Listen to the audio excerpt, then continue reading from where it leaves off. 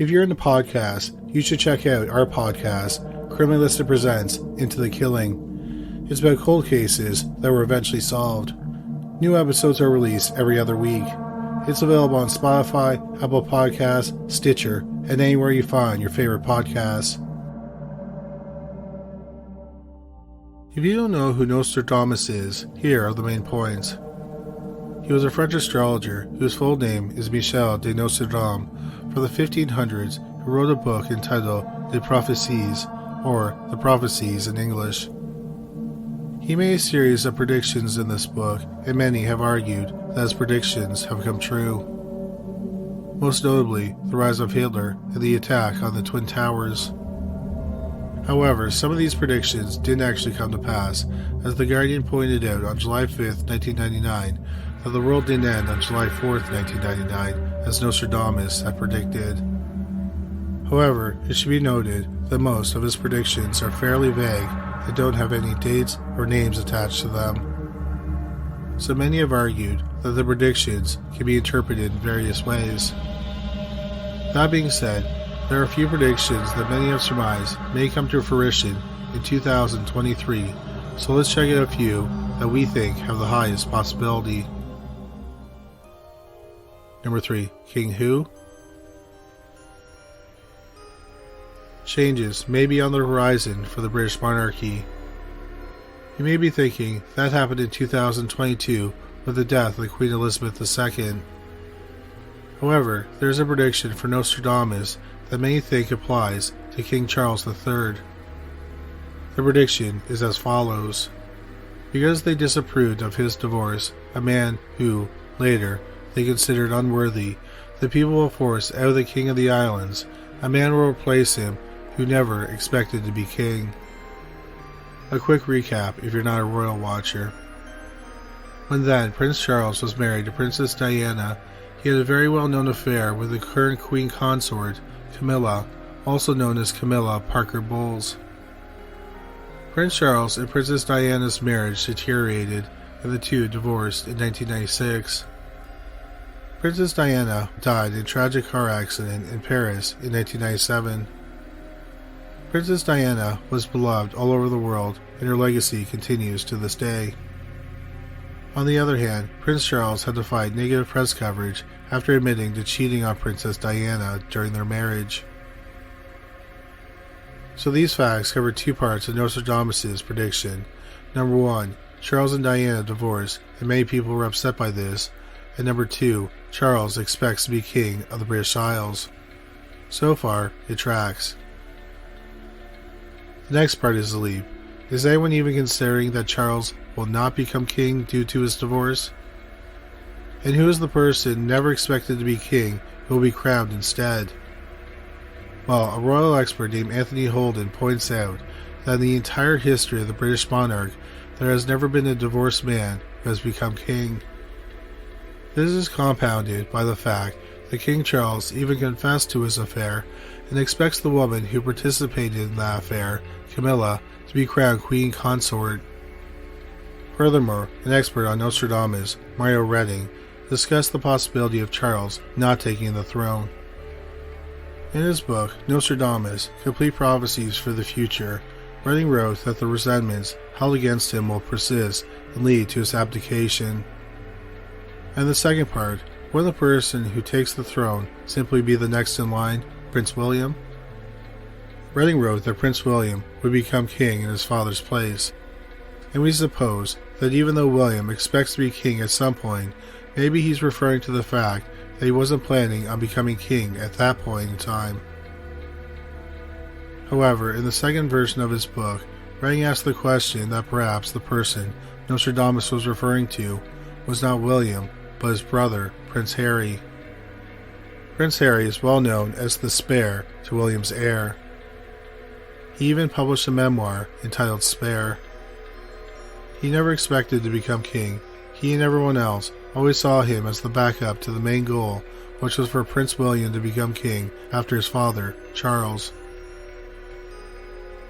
Another potential candidate being banded around is an Australian man named Simon Durante Day, who claims to be the child of Charles and Camilla. He was born in the United Kingdom in 1966, which would have been the correct timing when Charles and Camilla were together. He was adopted by a family who was close to the royals. All these facts have led Durante Day to put forward his theory that he is Charles and Camilla's long-lost son. Some theories suggest that this is the person who will unexpectedly become king. In fairness, no one would have seen this coming. However, there are some issues with this prophecy. Redding also argued in 2005, by the time the Queen dies in 2022, which did come true by the way, there would be no countries left in the Commonwealth, and King Charles would only rule over the British Isles, so Charles would only be king of the islands. However, that's not the case. Members of the Commonwealth still include countries from all over the world, including, but not limited to, Cameroon, Fiji, Grenada, Bangladesh, and Canada. So Redding's hypothesis that the Commonwealth would have shrunk so significantly by now is inaccurate. It would be surprising if Prince Harry were to become king, as the recent publication of his memoir has lifted the curtain on the goings-ons behind the scenes in the royal family. Harry's garnered considerable criticism for his behavior since leaving the royal family, and has expressed no interest in returning to the life of a full-time royal. We can't imagine he would change his mind about becoming king. Finally, while some experts argue that Charles will have to abdicate, other experts, including Sir Vernon Bagdoner and barrister Geoffrey Robertson CK, say that Charles will most definitely be crowned. So at 74, Charles may finally get his dream job. Number 2. Climate change. The next prediction relates to a regularly discussed topic, climate change. Their prediction reads, for 40 years the rainbows will not be seen. For 40 years they will be seen every day. The dry earth will grow parched, and there will be great floods when it is seen. The lines regarding 40 years of rainbows and 40 years without are fairly ambiguous and are harder to relate to what is currently occurring. However, droughts and floods are less vague and much more relatable to our current environmental situation. Due to climate change, extreme weather is beginning to be the norm rather than the exception. The Earth is currently 2 degrees Fahrenheit hotter than it was in the 1800s, so the reduction of greenhouse gas emissions has become an emergency for the health and survival of our planet. However, in the meantime, climate change has caused many more issues than simply bad weather. For example, the Horn of Africa, which includes countries like Djibouti, Eritrea, Ethiopia, and Somalia, experienced one of the longest droughts ever recorded in its history in 2022. The drought isn't just a warm day, it threatens people with starvation and also forces them to leave their farms. Australia is also dealing with extreme weather, and a Washington Post article from October 2022 summed up their situation perfectly. First came the fires, now Australia is facing devastating floods. And this mixture of flood and drought periods, combined with heat waves, is why Australia had wildfires in 2019 and 2020. Not only that, but research suggests that the wildfires may have even caused damage to the ozone layer. Moreover, California has been experiencing extreme rainfall in January 2023, which is uncharacteristic of the region. They received around 10 to 20 inches of rain in the first 2 weeks of January. The flooding is causing people to leave their homes and lose power. The situation has become quite dangerous. At the time of this recording, at least 22 people have lost their lives due to the flooding. These have included people being stuck under vehicles that were caught underwater, or even people being swept away in the flood. So this prediction from Nostradamus is true, but it was true before 2023 as well.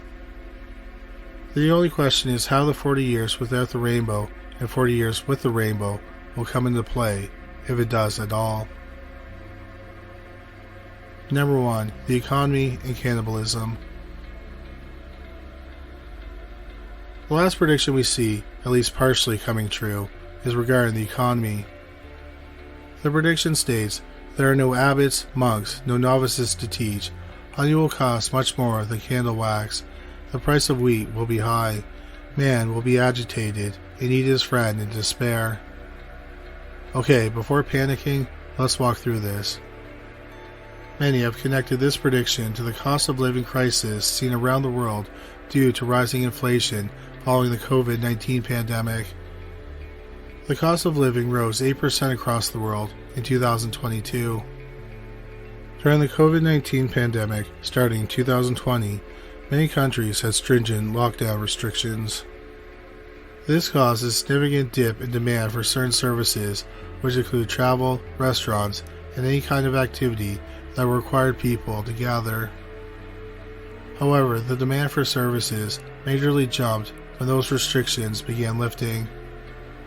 This caused a supply and demand issue as the demand was high, but the supply couldn't keep up. Not to mention, people who were able to save money during the pandemic decided to start spending it. The supply chain then had issues. All this led to inflation. Everything has become more expensive, mortgage rates and rents have become higher, and many found it incredibly difficult to save money at all. Not only that, but those who were already struggling financially before inflation are now working even more.